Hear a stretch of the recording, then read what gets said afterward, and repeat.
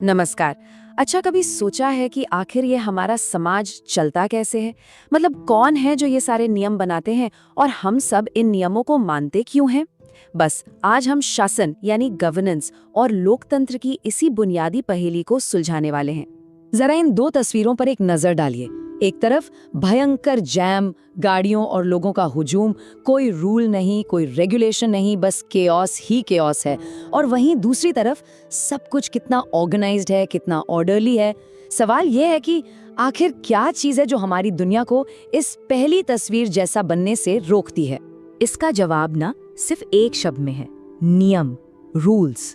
सोचिए, अगर traffic lights ना हो तो सड़कों का क्या हाल होगा? जाम लग जाएगा, है ना? बिल्कुल वैसे ही बिना नियमों के हमारा समाज भी एकदम ठप पड़ जाएगा। असल में ये नियम ही है जो हमें आपस में टकराने से बचाते हैं और एक साथ आगे बढ़ने में हेल्प करते हैं। और बस इन्हीं नियमों को बनाने, उन्हें लागू करने, इस पूरे प्रोसेस को, इस पूरे सिस्टम को ही हम शासन या गवर्नेंस कहते हैं। ये एक तरह से एक अनदेखी मशीनरी है जो हमारे समाज की गाड़ी के हर पहिए को सही दिशा में घुमाते रहती है। तो ठीक है, शासन जरूरी है, ये तो समझ आ गया। पर सवाल ये है कि ये शासन असल में काम करता कैसे है? इसे चलाने वाली जो मशीनरी है ना, उसे हम सरकार कहते हैं। और इस सरकार के 3 सबसे इम्पोर्टेंट पार्ट्स हैं। चलिए एक एक करके उन्हें समझते हैं। अब इन तीनों अंगों को समझने का सबसे बढ़िया तरीका क्या है? एक रियल वर्ल्ड एग्जाम्पल लेते हैं। चलिए आज की एक बड़ी समस्या के बारे में सोचते हैं, साइबर क्राइम। जब किसी के साथ कोई ऑनलाइन फ्रॉड होता है ना, तो सरकार के ये अलग अलग हिस्से आखिर मिलकर काम करते कैसे हैं? तो देखिए, सरकार के ये 3 अंग हैं। पहला है विधायिका, लेजिस्लेचर, इसका काम है कानून बनाना। दूसरा है कार्यपालिका, एग्जीक्यूटिव, मतलब वो हिस्सा जो इन बनाए हुए कानूनों को जमीन पर लागू करवाता है।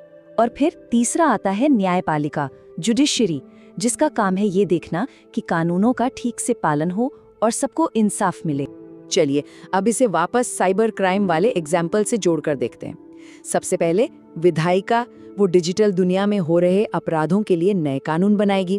फिर आएगी कार्यपालिका, जैसे कि पुलिस की साइबर सेल, जो इन्हीं कानूनों का इस्तेमाल करके अपराधियों को पकड़ेगी। और आखिर में मामला जाएगा न्यायपालिका के पास, जहां अदालतें ये तय करेंगी कि भाई अपराध साबित हुआ है या नहीं, और अगर हुआ है तो सजा क्या होगी। देखा, तीनों एक दूसरे के बिना एकदम अधूरे हैं। लेकिन भारत इतना बड़ा, इतना विशाल देश है कि एक जगह, मान लीजिए दिल्ली से बैठकर पूरे देश का शासन चलाना प्रैक्टिकली इम्पॉसिबल है। और बस इसीलिए हमारे यहाँ सरकार एक नहीं बल्कि अलग अलग लेवल्स पर काम करती है। तो भारत में सरकार के मूलतः 3 स्तर हैं। सबसे ऊपर नेशनल लेवल पर है हमारी केंद्र सरकार, जो पूरे देश से जुड़े बड़े फैसले लेती है। फिर उसके नीचे स्टेट लेवल पर आती हैं अलग अलग राज्यों की सरकारें। और सबसे जमीनी स्तर पर, मतलब जो हमसे सीधे जुड़ी हैं, वो है हमारी स्थानीय सरकारें, शहरों में जिन्हें हम नगर पालिका कहते हैं, और गांवों में पंचायत। इसे बिना एक बहुत आसान से एग्जाम्पल से समझते हैं। मान लीजिए किसी एक छोटे से इलाके में बाढ़ आ गई, तो सबसे पहले कौन एक्शन लेगा? वहां का स्थानीय प्रशासन, राइट? वो उसे संभाल सकता है। लेकिन अगर बाढ़ बड़ी है, कई शहरों और गांवों को अपनी चपेट में ले चुकी है, तब राज्य सरकार को आगे आना पड़ता है। और अगर खुदा ना खास्ता बाढ़ ने एक विनाशकारी रूप ले लिया है, तो फिर केंद्र सरकार अपनी पूरी ताकत, सेना और बाकी सारे रिसोर्सेज के साथ मदद के लिए उतरती है। तो ठीक है, हमने सरकार के ऑर्गन्स भी समझ लिए, उसके लेवल्स भी समझ लिए, पर इन सब के बीच सबसे बड़ा सवाल तो अभी बाकी है कि इस पूरे सिस्टम का, इस पूरी व्यवस्था का बॉस कौन है? आखिर इसे चलाता कौन है? और बस यहीं से कहानी में एंट्री होती है लोकतंत्र यानी डेमोक्रेसी की। ये जो शब्द है ना, डेमोक्रेसी, ये असल में ग्रीक भाषा से आया है। डेमोस, जिसका मतलब होता है लोग, और क्रेटोस, जिसका मतलब है शासन।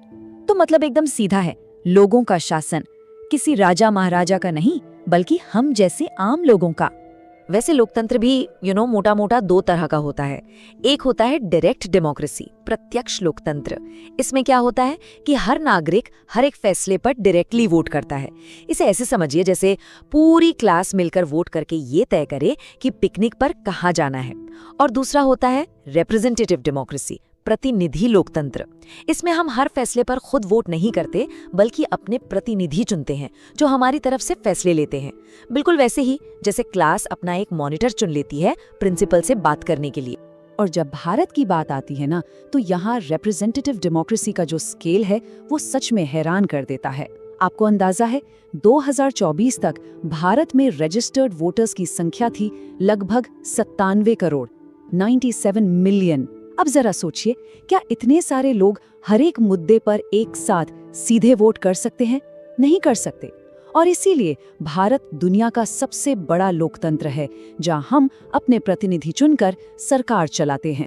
तो चलिए, अब तक जो कुछ भी हमने समझा है उसे फटाफट एक बार समराइज कर लेते हैं। तो अब पूरी पिक्चर एकदम क्लियर है। पॉइंट नंबर 1, किसी भी देश को चलाने के लिए शासन यानी गवर्नेंस चाहिए। पॉइंट नंबर 2, इस शासन को चलाने वाली सरकार के 3 अंग हैं, विधायिका, कार्यपालिका और न्यायपालिका।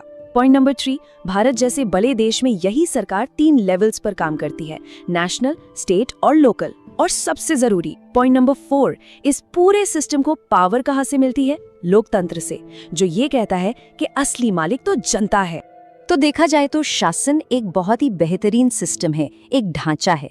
लेकिन कोई भी सिस्टम कितना भी अच्छा क्यों न हो, वो अपने आप में कामयाब नहीं होता, उसे कामयाब बनाना पड़ता है। तो एक आखिरी सवाल, इस सिस्टम को सफल बनाने की जिम्मेदारी आखिर है किसकी? इस पर